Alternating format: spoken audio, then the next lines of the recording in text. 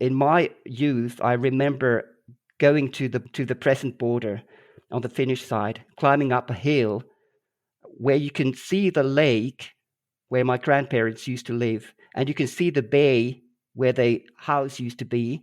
And it's a very strange feeling to see that and to know that I can never visit that place. This is Cold War Conversations. If you're new here, you've come to the right place for first-hand Cold War history accounts. And thanks to financial supporter Jack Veselak for providing today's intro. Make sure you hit that follow button in your podcast app so you don't miss out on future episodes. Timo takes us to the remote Finnish border town of Kuusamo.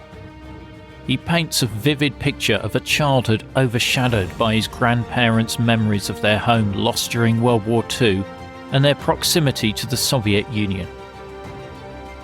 As a child, he was fascinated by the invisible line that marked the end of the world, the heavily guarded border with the USSR.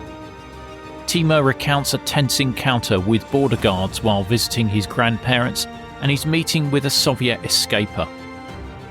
He travels to Moscow and Eastern Europe as a young man, which further fuels his curiosity about life on the other side of the Iron Curtain.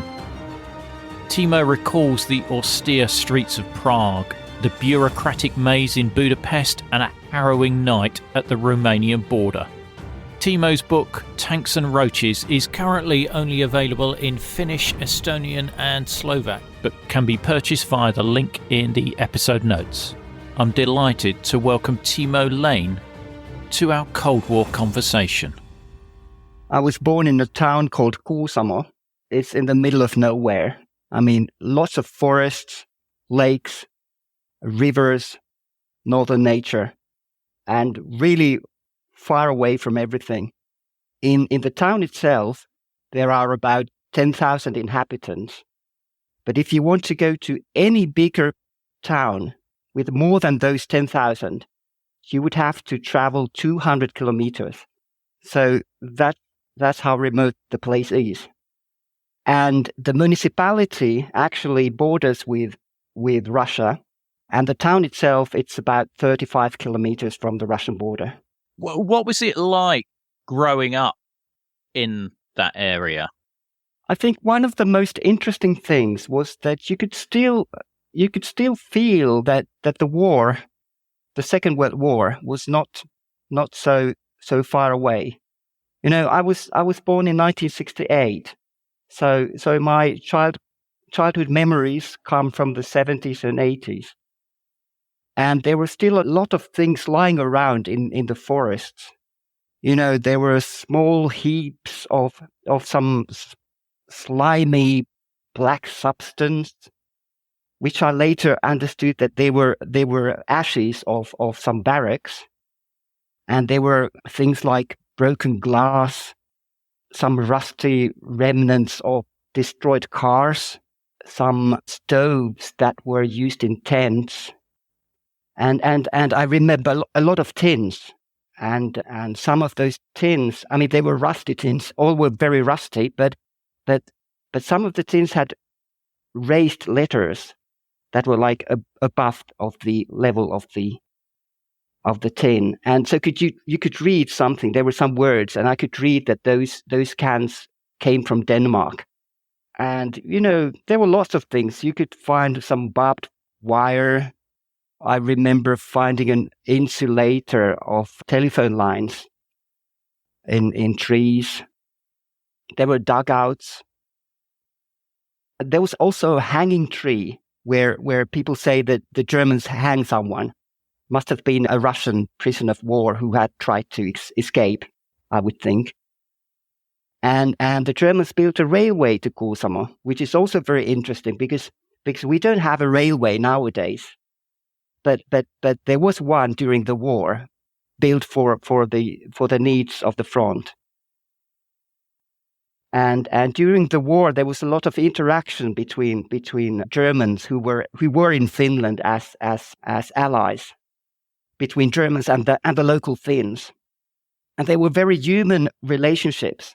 So people would tell those stories, and it was all around us. We could see those remnants. So that was something very, very interesting. What were your grandparents' experiences of World War II? I once asked my grandmother to tell about the war, and she told me a story about the beginning, because my grandfather was working as a border guard, and he happened to be at the border when the war started, when the Winter War started, because there was Winter War from 1939 till 1940, when the Soviet Union attacked Finland, trying to annex it, which was agreed with Nazi Germany in the Treaty of August 1939. So he was working at the border that night, and my grandma told me that they heard some noise from the border, and they realized that the Russians are coming over the border, that the war has started. And she told me that they shot at the Russians from a window and called the garrison in the town, asked for help. And then she said they broke the telephone line and retreated. A little bit later, they sent some troops from the town of Kuusamo to the east, and there was a point when these groups met. So they were those retreating border guards and these troops from the town.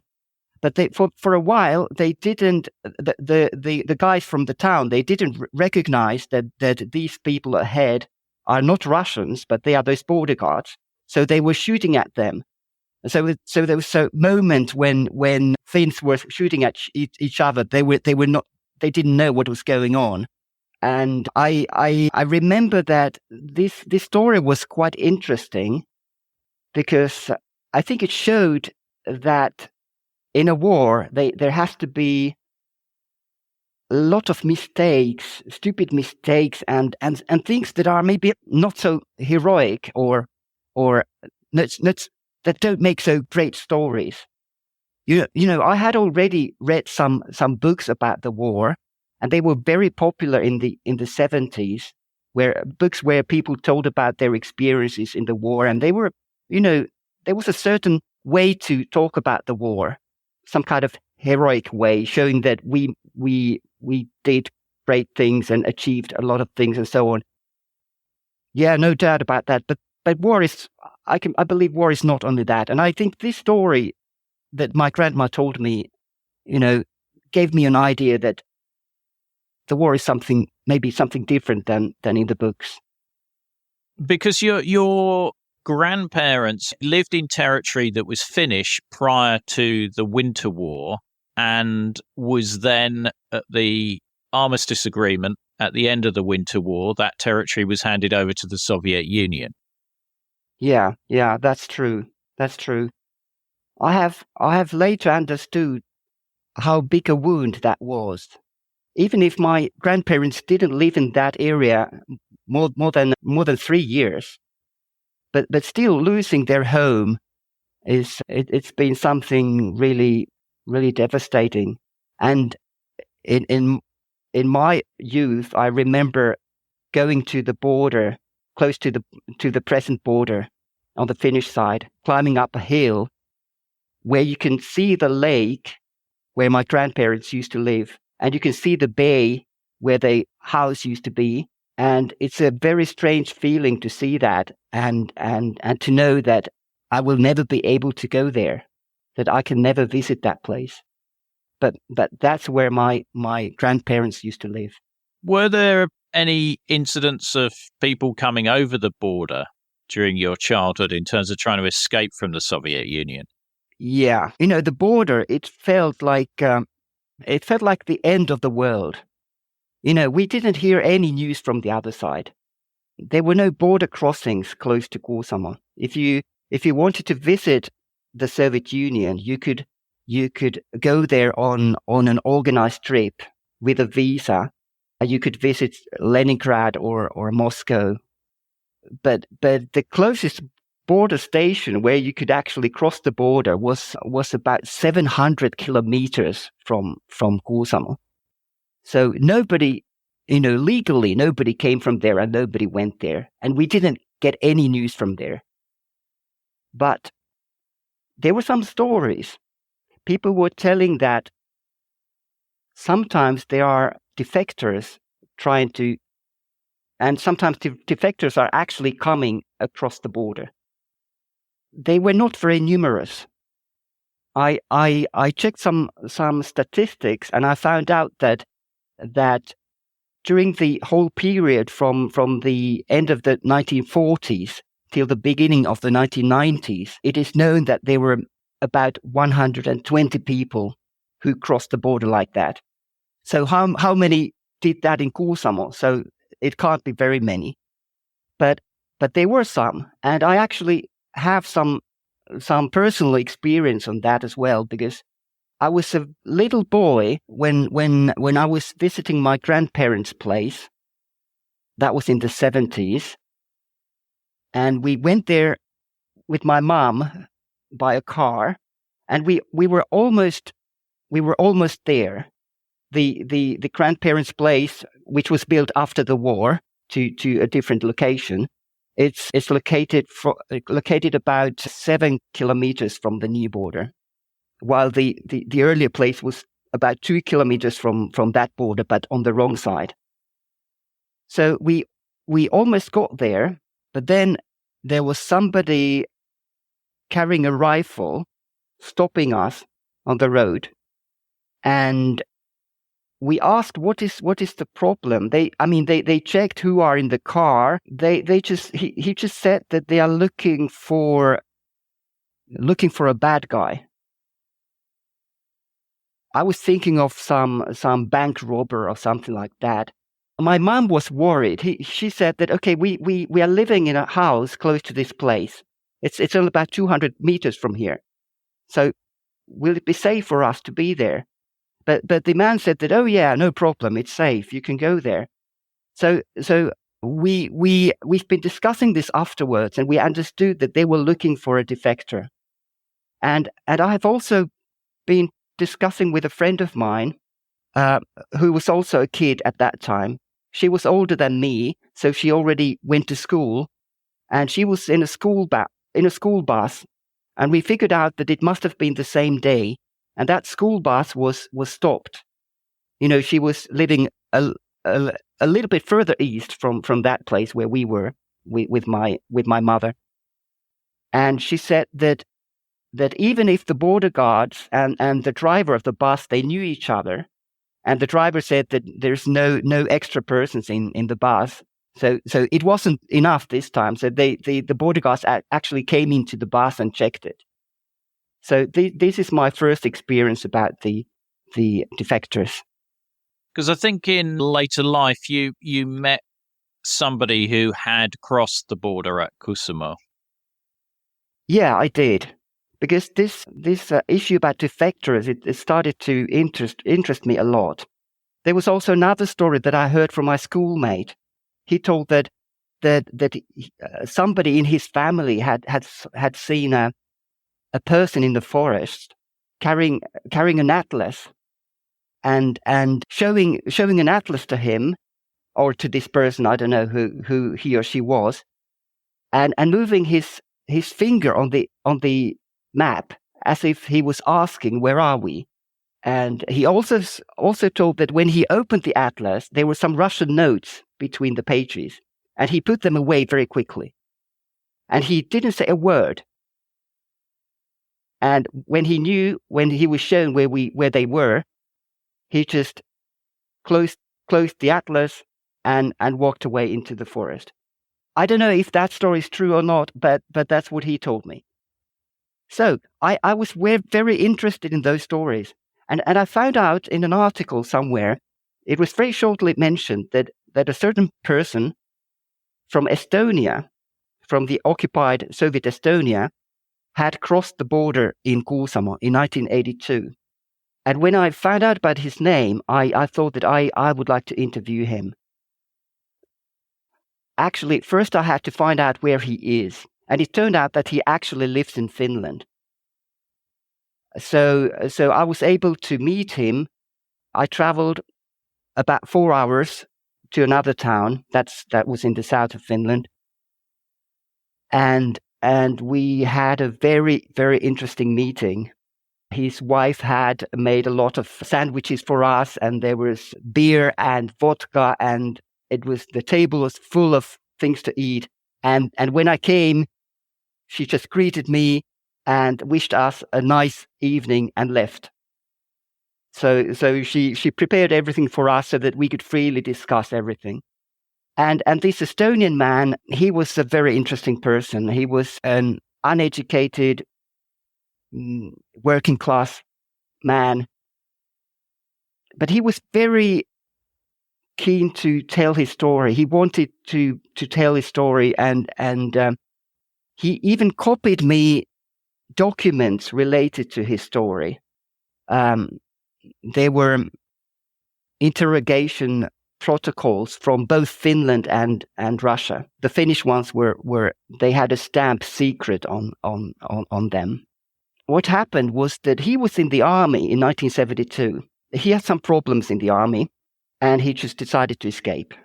He stole a motorbike, and I think he also robbed a kiosk to get something to eat. But he was then caught, and he got 5 years in prison. And during those 5 years, he decided that he cannot live in the Soviet Union anymore. He had decided to defect. When he was freed, he went to Adjara, which was an autonomous republic in Georgia. And his idea was to go to Turkey, because Turkey is a NATO country. So he thought that maybe that's a good way to escape. And he went there to Adjara to look at the conditions and to practice, to try crawling, because he would need to crawl literally across the border. But he found out that it's not going to work.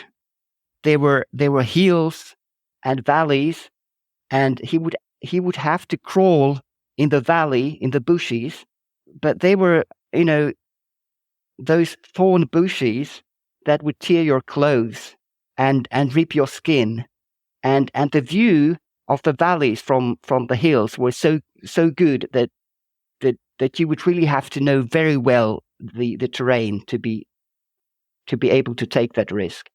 So he decided that, okay, maybe I'll try Finland. And so in 1979, he tried to escape for the first time. He traveled to Karelia, to the Karelian Republic in the Soviet Union, and went into forest and started to walk towards Finland. But there were so many rivers there, and they had tributary rivers that it was very, very difficult to move forward, and he simply got lost. He also ran out of food, so he realized that no, this is not working. I have to go back. And he was actually also caught by the authorities when he was coming back, but he was still that far from the border that he was able to explain that, okay, I was just like fishing or something. Then in 1982 he tried again. He was a little bit better prepared now, so he was able to avoid the rivers. This time he also ran out of food. He walked in the forest for 11 days, but that was the end of August, so there were blueberries, and he could survive with the blueberries. And what is interesting in the documents that I have seen, and what he also told me, that the system, what kind of control they had at the border, and it's actually quite surprising when you think that it's so far from everything, and there's nothing, just forest and forest. But there are there were also 3 lines of fences. There were policemen looking for suspiciously looking people already at the railway stations of the Leningrad Murmansk railway. which is about 200 kilometers from the border. So even there at the stations, they already look at people who maybe would have something in their minds. Then about 120 kilometers from the Finnish border, there starts the restricted zone, where you cannot go without any special permit. That's the first monitored line. And then about 60 kilometers from the Finnish border, there was north-south road. And on the one side of the road, there was a fence. Actually, I'm not sure about the fence. I don't know whether they had the real fence, but there was at least what they had for sure was an alarm wire there and raked sand. And then 20 kilometers from the border, there was a barbed wire fence, which was very tall. He said at least 3 meters tall, with the upper part tilted towards the east, which I think shows that the main concern was that Soviet citizens would try to escape, that it was not built against any Western spies that would come to Russia. And what happened, he told me that he dug his way under the fence, but there was not room enough for his backpack. So he had to leave it on the other side. And this is how these border guards got on his trail. And the border guards, they had a dog. The dog caught him quite quickly, and it seemed that it's all over. That was it. But what happened was that the dog clamped on his arm, but the handler had left the dog free because he himself has got stuck in a bog. And when the dog has caught the man thought that, okay, I've done my part, so what's coming next? The dog didn't know what to do now. So what the Estonian man did, he took the leash of the dog and wrapped it around a tree so that the dog couldn't move. And then he just started running into the forest again.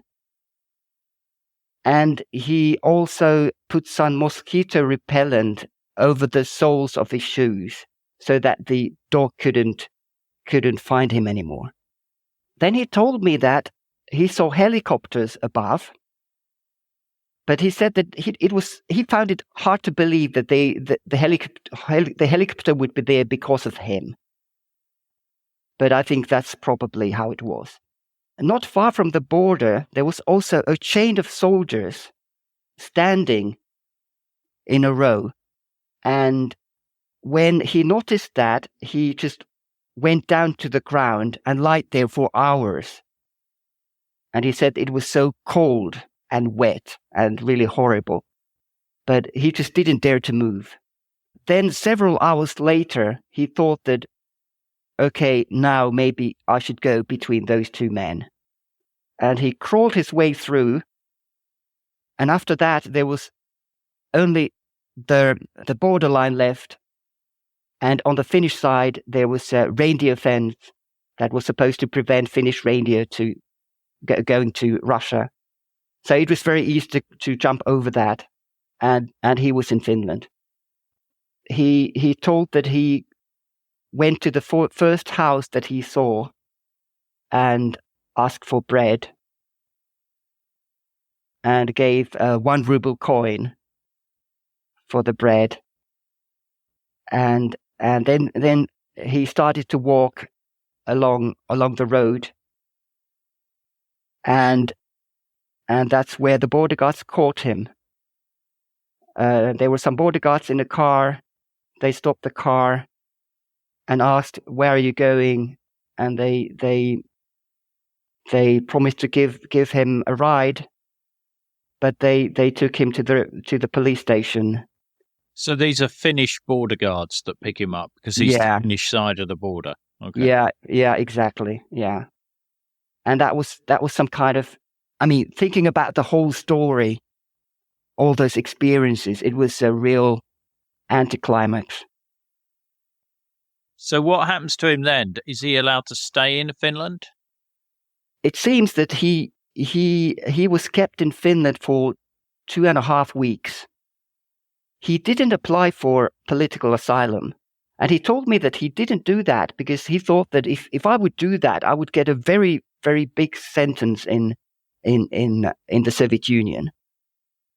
But he thought that if I wouldn't apply for asylum, then the sentence would be maybe just a couple of years, 3 years or so.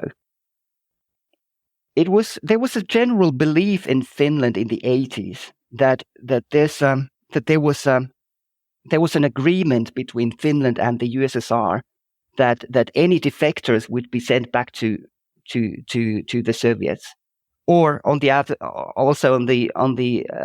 other hand, if there was someone crossing the border from Finland, he would be sent back to Finland. But in reality, there was no such agreement. But it was just what usually happened because there was so much political pressure from the Soviet side. So usually the Soviet defectors were sent back to Russia. And in this case, when he hadn't even applied for political asylum, it was clear that he would be sent back. Right, and I guess the Finnish government didn't want to upset the Soviets during this period unnecessarily with any of these defections. Yeah, exactly. And I checked some statistics again. I found out that in the 70s and 80s, 90% of those who crossed the border like that as defectors were sent back, 90%. But it wasn't the case in the 50s or in the 60s and 70s, that was 90%. But in the 50s and 80s, it was about half. So this shows that such an agreement didn't actually exist. So it very much depended on the circumstances and the political situation. You know, if you were able to do it somehow under the radar or somehow so that Soviets wouldn't know or pay too much attention it, then you could let them go to Sweden, or sometimes they were even given permission to stay in Finland. But that didn't happen very often. And especially in the 60s and 70s, you know, it was really hard. By the way, one interesting fact that I noticed reading those interrogation protocols was that this interrogation that was made in Kuusamo, there was a time when it was conducted, and according to this protocol, this interrogation was made from 2:30 at night till 6 o'clock in the morning, in the middle of the night. And I found this very interesting because I was thinking that, is this how it works in Finland? They are interrogating people in the middle of the night. Just an interesting fact. I think sleep deprivation is one of the key features of some of the interrogation techniques that I've come across doing the podcast. Yeah, I think the guards are somehow down at the night, and you can hope that maybe you can get more information. Yeah. So as a child, you sort of become fascinated by the other side of the border, and you make a trip to Moscow with your father. Can you tell me about that? Yeah, that was 1977. I was 9 years old. I didn't know about the Soviet Union at that age. But one day my father just suggested that maybe we would go to Moscow together, me and my dad, on a bus trip. And of course I wanted to go. I was very interested in traveling. And now thinking about it afterwards, I think it was a very significant visit for me. It was the first time I saw the Soviet Union, and it must have influenced somehow my thoughts about the Soviet Union, and maybe it also played a part in arousing my interest. So what I remember about this trip was that everything looked very old and neglected. At the border, I remember that the bus was very, very profoundly checked.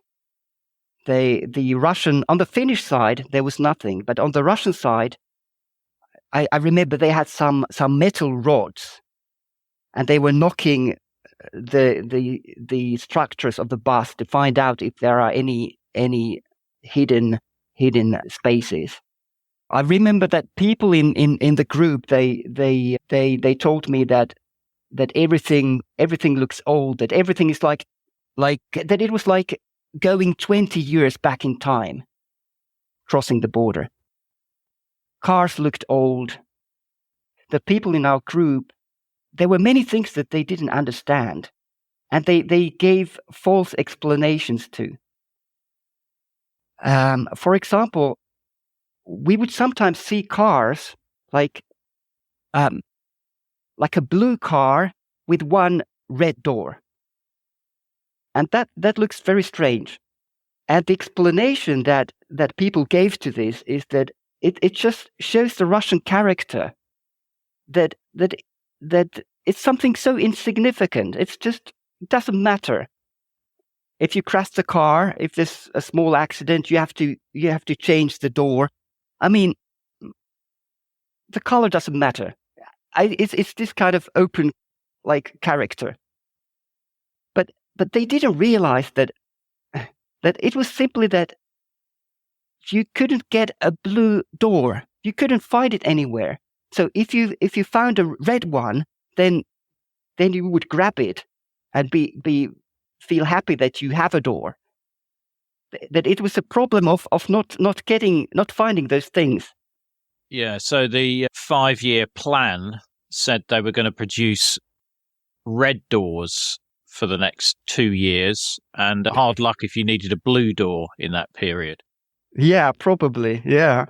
Sorry, I was just going to ask you, so you're crossing into the Soviet Union in the south of Finland. So you go through Viipuri, which was the second city of Finland prior to the Winter War. Did you see much of Viipuri? We stopped there. It was on our way to Leningrad, so we didn't stay there for long. But we had a stop of maybe a couple of hours, so we could walk in the town and visit hard currency shop.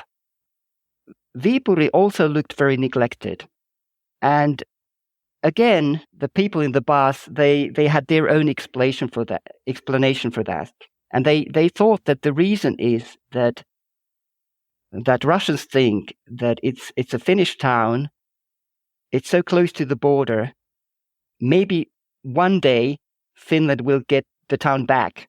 So it's no sense putting any resources to Viipuri. I mean, they didn't know much.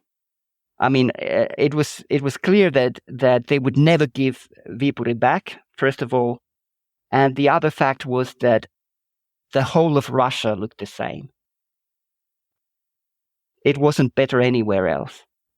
Did any Finns remain in those areas once they were handed over to the Soviet Union, or did all the population move into Finland?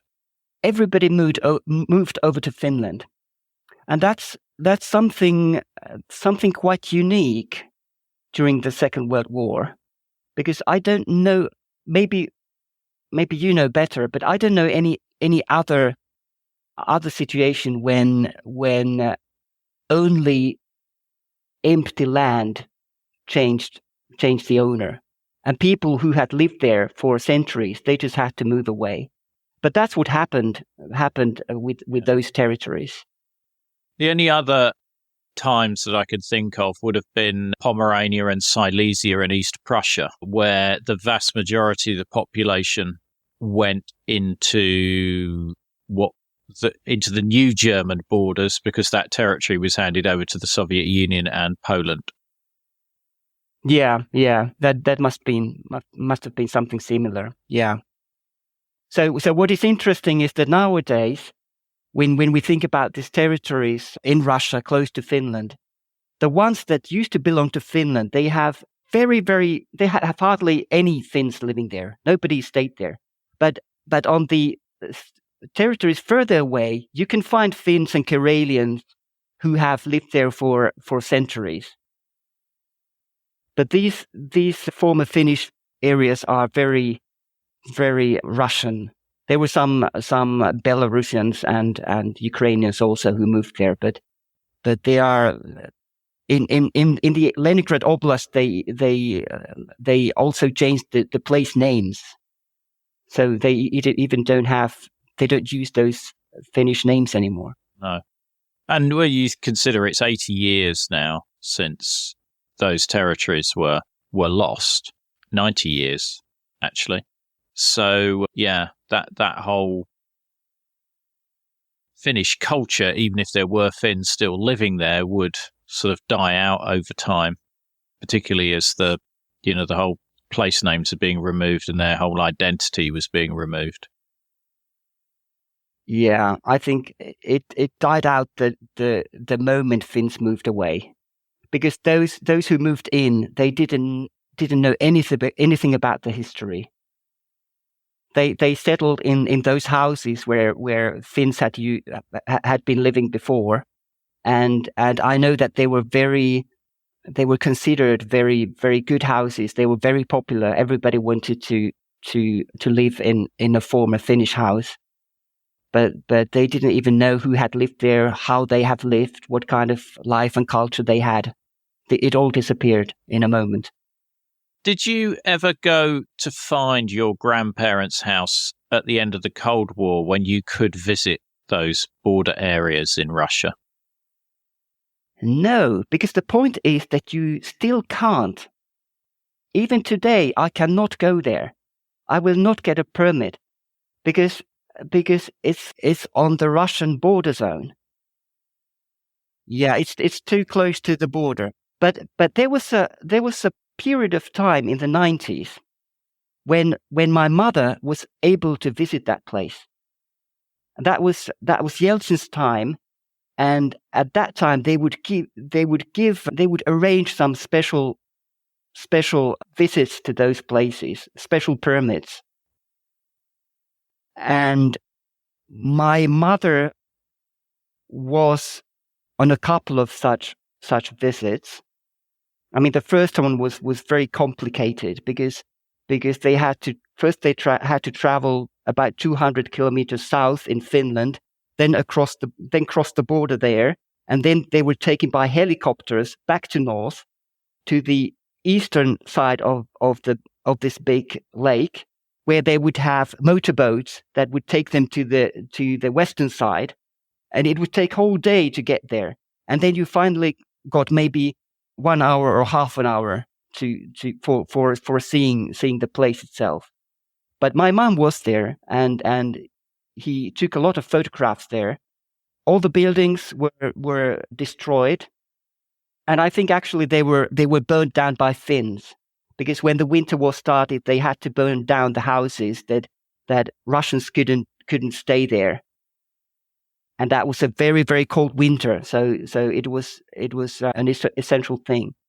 So there were no houses, but you could still find, you could still see where the fields were located, because there were no trees growing there. There was still some kind of hay on the places where the fields were, and also you could see some remnants of, I don't know the word, how do you call it, when you go to swim in a lake from a sauna. So there is this kind of wooden structure on the lake. Like a pier. Yeah, exactly. That's what I mean. Yeah. And you could see in the water, you could see some pieces of wood, which were remnants of that pier. Yeah. Wow. Must have been quite emotional for your mum. Oh, yes. Yeah, I think so. And her grandmother was dead by then, I'm presuming. I'm not sure about that, but he was maybe too ill to be able to go there herself. Yeah. But maybe he heard about the first trip. Yeah. Okay. So, your trip to Moscow, you get what I would describe the travel bug. And at the age of 16, you're traveling on your own and you're going around, London, Paris, Rome, but you are still fascinated by life beyond the Iron Curtain. So when did you go to places like Prague, Hungary, and Romania? Was that late 80s? Yeah, the first time was 1986. That's when I visited Prague, Budapest. I wanted to go to Romania, but I was sent back from there. And I also visited West Berlin. I took a train across the East Berlin. What do you remember most from those visits? If you start with Czechoslovakia. Yeah. I started from Czechoslovakia. I remember when I came to the border, I took a train from Stuttgart to Prague, and on the Czechoslovak border, I was really surprised because they had immigration forms in Finnish. So, as I showed a Finnish passport, I would get a Finnish language immigration form, and I remember I was playing with the idea that I would when they asked about the purpose of my visit, I would write espionage. But of course I realized that, okay, maybe that's not a good idea. I mean, nowadays everybody knows that don't do jokes at definitely not an idea that. Yeah. Otherwise you'd probably still be there and not on this podcast. Yeah. I was just wondering that they had a form in Finnish. If I would fill it in Finnish, no one would understand that. So that was a bit funny. But anyway, I came to Prague, and the first thing that I noticed, even before the train stopped, was that the town looked so clean. There were no garbage cans even, which made it even more strange. That how can everything be so clean? And it seemed to me that there was more space somehow. I mean, Prague is an old European city, but it felt very different. It felt so peaceful. There was less traffic, less advertising, not so many shops. And also I remember that the soundscape was different. These Skodas and Wartburgs, they make a different sound like Western cars. And there were very few cars, actually. Also, everything was very cheap. So a lot of nice things, actually. But from the negative side, I remember that people working in service industry, they were very unfriendly. I hadn't got used to that, and somehow I got even more annoyed as I should have. I also remember those slogans that they had instead of adverts. Like there was a slogan at the Prague railway station saying, "Along the Leninist path towards further development of our socialist fatherland." It's a nice, snappy slogan, that, isn't it? Yeah. And from Prague, I went to Hungary and Budapest. So tell me about Budapest. In Budapest, I had a very interesting experience because, first of all, I met people there, which was nice. I met some friends there, and I could stay in a family. But there was an interesting problem. I had to register myself in 48 hours after crossing the border. Usually, the hotels would take care of that, but because I was staying at a private house, I had to take care of that myself. It said in a paper that I had received at the border that should be done at a police station in 48 hours. So I went to a police station and I thought that, okay, let's do this and then we are done. But I was told that it's not the right police station, that they are not doing this. I have to go somewhere else. But nobody seemed to know exactly where's the right police station. So I was given another address in a different part of the town, and they said, okay, you can go there. They probably do that. But when I went there, I was told that no, this is not the right place. And again, I was sent to another address, and then to another. So it was the fourth police station that actually agreed to register me. All the others, they only had said, we don't know where, but you just have to register it. It's very important. And the funny thing is that then when I finally found the right police station, they told me that they don't have forms for the registration, that I have to find the form somewhere in the town before they can do it for me. But I got those forms somewhere. I don't remember where it was anymore. Then it turned out that I need the ID number and the signature of the person who took me in his house. So I had to travel outside, that was a little bit outside of Budapest. I had to travel there and back. And finally, when I was registered, it was 11 o'clock at night. It was 45 minutes before I was supposed to get registered, before the deadline. So that was an interesting experience, and really, really taught me something about the socialist system. You said that you had trouble getting into Romania. I took a night train from Budapest to Bucharest, and my Hungarian friends, they had warned me that Romanians, they are very strict, and things are very badly in Romania. I thought that, okay, maybe they have some issues, Hungarians and Romanians, that they're just saying that. But at the border, I realized that was really the case. It was really true. The border control on the Hungarian side was quick, no problems. But on the Romanian side, they turned my bags upside down. They searched everything, and they were. The first moment when the border guards came to the train, they asked if we would have any drugs, pornography, or Bibles. They were those three things. I didn't have any of those, but I had a radio receiver that I had bought in Hungary. A very simple radio receiver, nothing special. But first they wanted me to pay customs for that radio. And that was a very, very big sum of money. It would have been at least twice the price of the radio. And they gave me two options. That if I don't want to pay, that I could leave them the radio, or if I want to keep the radio, I should go back to Hungary. So in a moment, I just decided, okay, I'll go back. And they just told me to pack my things and get out of the train. And they showed me the direction and said, just walk in this direction along the rail.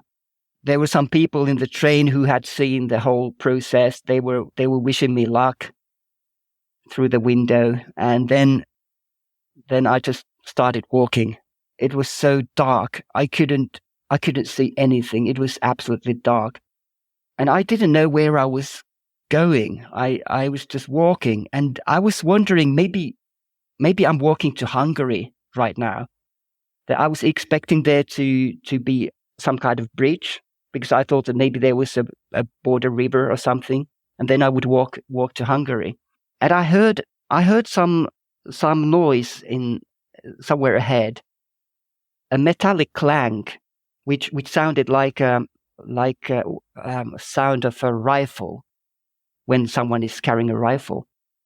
So I thought maybe I should start coughing and shuffling my feet so that they could hear that there's somebody coming, because I didn't want to get shot or anything because of any misunderstanding. And yes, it was a soldier, and it was a rifle, but that was on the Romanian side, obviously. And I explained the situation. He didn't speak English, but he shouted. There was one tiny light somewhere in the distance, and he shouted towards that light. And then from the sound, from the echo, I could figure out that it must be a rail yard, a railway station rail yard. And I was taken into the building. Inside, also, there was no light. They had this strict austerity campaign in Romania at that time. And they showed me a chair and told me that, okay, this is where you will spend the night, in this chair. And I sat there in a dark room, and, well, there was nothing to do. After a while, I slept. I went to sleep. But then at about 1 o'clock, I was woken up and taken to an interrogation, and it was really, really interesting. It was there were two men. There was a candle on the table, and it was really like a scene from a movie. I mean, really. One of the men spoke English. I didn't like him. He called me my friend all the time, and it annoyed me already. He had a lot of questions for me. He did say a couple of times that, take it easy, I'm just doing my work. But whenever I answered to his questions, he started to lose his temper, and he repeated the same questions again and again. So he was asking, the main question was, who is the person you wanted to bring this receiver to? I had to explain again and again that there is no such person. I'm not bringing this to anyone. That I bought this because, and this is actually the reason why I bought it. As I lived close to the Russian border, I wanted to listen to Russian FM radio stations, but the FM frequencies in Western Europe and Eastern Europe were different. So with a Western radio receiver, you could not get those Russian stations. So I wanted to get a receiver with those Eastern frequencies. By the way, later it turned out that I could actually pick only one or two stations because the area on the other side of the border there are so few people living there that they don't have many relay stations. So I could only pick a couple of stations. But anyway, this man, he was not happy with my answers, and he threatened me with 3 months of imprisonment. He said that you will stay in a prison for 3 months. I was thinking that I have done nothing wrong, so they can't do that. He's just talking. But I must admit, I started counting. When do the school start? I counted. Okay, I will be about 1 month late from school, but I guess they will understand if I explain them. I also thought that maybe the Finnish ambassador will find out about this and this will be settled in a shorter time. Then finally they brought me a paper.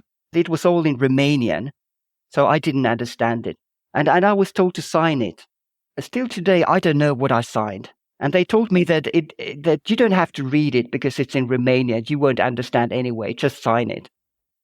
But what I saw in this document, I saw my name and I saw the name of the receiver, and they told me that they will formally arrest me for the night and confiscate the radio, and I will get it back in the morning. And in the morning, I can get back to Hungary. So I thought that, okay, this is a formality. So I signed. And that's what happened. I went back to my chair.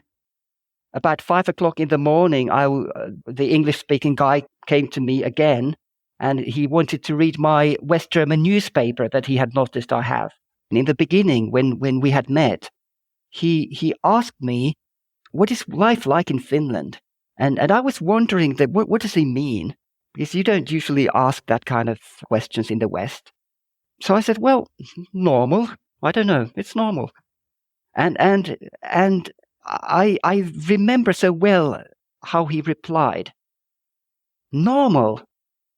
That sounds great. In Romania, life is difficult. But in the end, it went as I was told. So I got my radio back.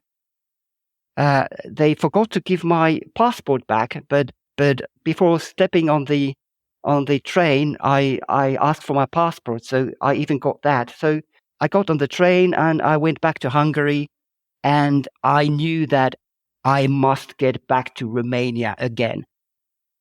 This is an interesting country. Well, after an experience like that, I'm not sure I'd want to return to Romania, but there's no stopping you, Timo. Well, I have to say that it was a very interesting train trip again. This time I got to Bucharest in the end, but what was interesting was that there were some Polish smugglers in the same compartment with me. They were carrying huge bags back and forth in the corridor. I think they were smugglers in 2 compartments, but I think mine was the main compartment. And I noticed that they had put some Hungarian coffee packages behind the backrest. And I thought that the Romanians will find them, that it's not going to work. I mean, that was what I was thinking. But of course the Poles knew better. They gave a bottle of vodka to someone, and so the Romanian border guards never checked this compartment, and that was good for me as well, because I was there and nobody checked my luggage. And I thought after the border, that okay, that was interesting. I thought it's all over, but everything was only starting, because what happened was that they put the curtain in front of the window between the corridor and the compartment, and they started selling the coffee. Because on the Romanian side, on the Romanian stations, there were people getting on the train. Romanians, they didn't come from Budapest because they were not free to travel. But those people who got on the train on the Romanian side, they quickly found out that there's a place in the train where you can buy coffee. And they started to come to my compartment to buy the coffee. There were 2 Polish guys. Every now and then they would open the door a little bit, and a hand would appear from outside having a stack of banknotes. And the other guy would take the banknotes, and one guy would take the banknotes and another would give the coffee.